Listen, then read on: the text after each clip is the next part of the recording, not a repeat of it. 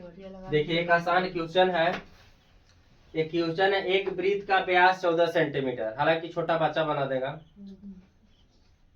तो वृत्त के त्रिज्या और वृत्त के परिधि निकालें। तो यहाँ पर ध्यान दीजिएगा, वृत्त का व्यास है, तो वृत्त का व्यास यानी डायमीटर बोलते हैं, जिसको डी कहते हैं। ये दिया है 14 सेंटीमीटर।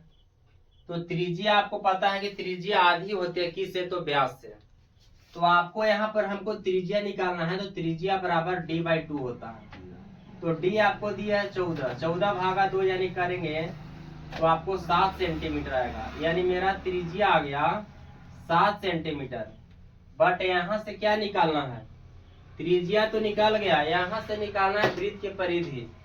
तो वृत्त के परिधि रहे चाहे वृत्त के परिमाप रहे चाहे वृत्त के परिमिति रहे, तीनों आपको सेम ही होता है।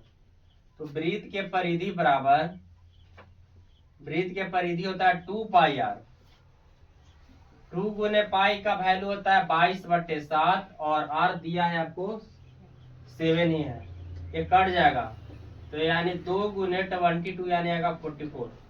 इतना आएगा, सेंटीमीटर स्क्वायर नहीं होगा, सेंटीमीटर होगा, क्योंकि यहाँ पर क्या है, परिमाप।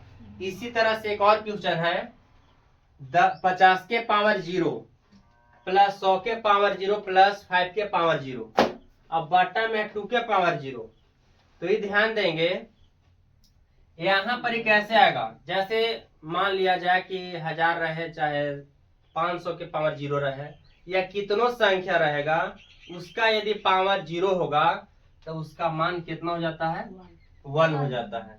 यानी कहिए कि इसका मान 1 हो जाता है। और 100 के पावर भी 0 रहेगा तो उसका भी मान 1, 5 के पावर 0 1, और 2 के भी पावर 0 रहेगा तो इसका भी मान 1। आप तीनों को जोड़ दीजिए, 1 1 1 यानी 3/1 यानी कितना। सबसे आसान था क्वेश्चन।